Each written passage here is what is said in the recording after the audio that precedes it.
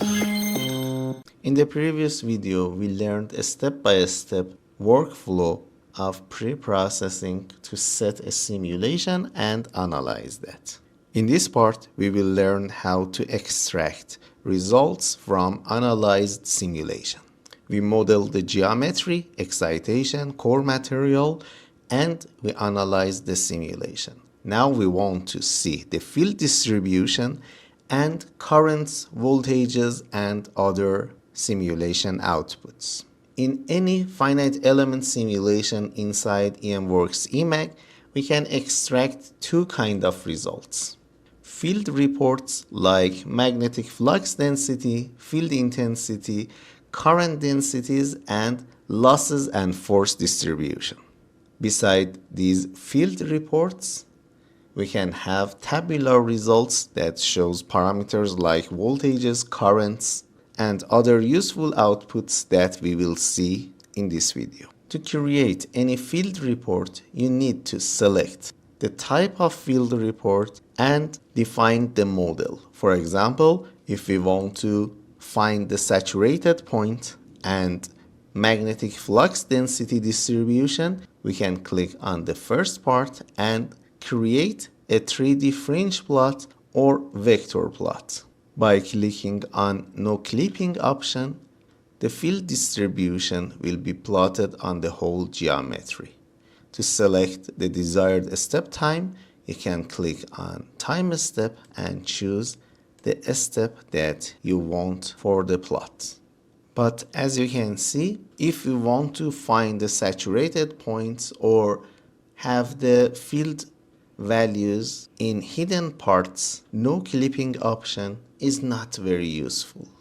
We can have some points that are covered with the other parts. So a useful option for checking all points inside the elements is section view. We can create section view in different possible cross sections using this option. We can drag and change the cross section plane to have a better view on different parts.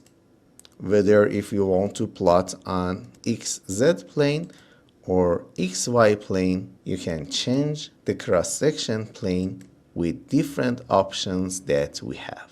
If you want to have a field plot on some parts and hide other parts, you have to click on component visibility and select the parts to be plotted or hidden.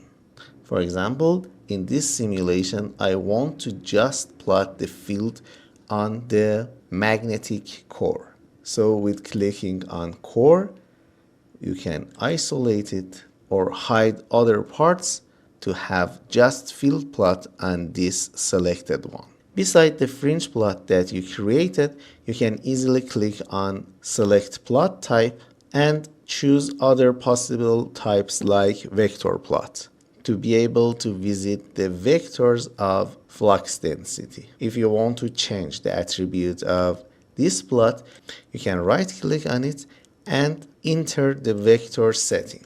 Using constant vector size or vector density and vector size will help you to have better visualization. Whenever you created a plot and you want to extract the results in different file formats like PNG, JPG, and photo file formats, or even 3D objects or Excel data files, you can export the results using the save icon. Beside the values that are plotted in different color ranges, you can measure the field value using probe option. If you click on probe and click on start probe, you can measure the field values on any desired point. After you click on any point, you will see the coordinates and the value of that field in the probe box. Let's stop the probe, and instead of clicking on different part, if we just want to measure the maximum and minimum field values, we can find this option here, min max settings, and click on Show Minimum and Show Maximum Annotation. In this way, you will find the maximum and minimum field value automatically. With the same workflow that we done for flux density distribution, we can plot magnetic field intensity and other available field reports too. Let's create a field intensity with 3D vector plot and choose a proper time step.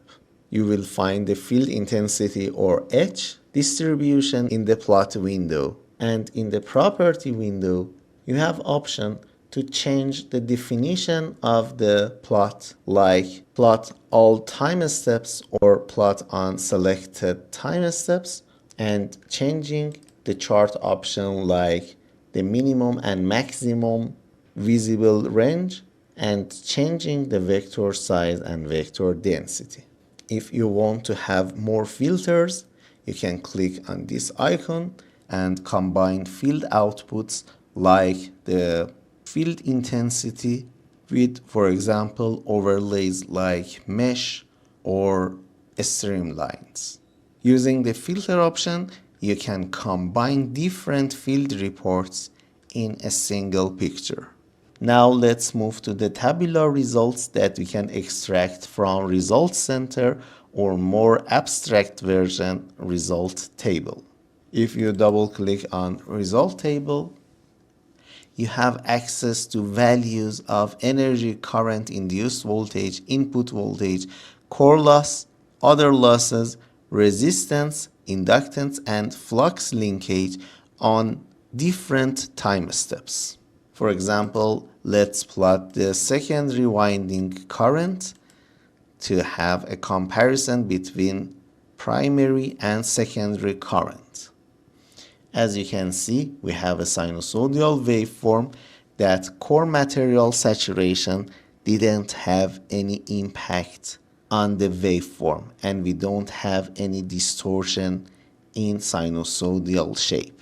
Whether if you want to extract the picture of the diagram or if you need values of the field, you have access to both of them in this result table. Parameters like flux linkage in different time steps, inductances, and loss parameters, including core loss that happens in core materials or conduction losses in primary and secondary winding, are all available in result table. These losses calculated by the current and the resistance that extracted from the geometry, filling factor, and number of turns for each winding. This calculated resistance for both primary and secondary shows the importance of filling factor and correct geometry modeling. We can try different number of turns, core materials, and excitation operation point to test different scenarios and possible designs before investing on prototype trial and error. I hope you enjoyed this tutorial, and if you want to be informed of our new videos, tutorials, and our webinars, please hit the like button and subscribe to our channel and visit our website. Hope to see you in next tutorials.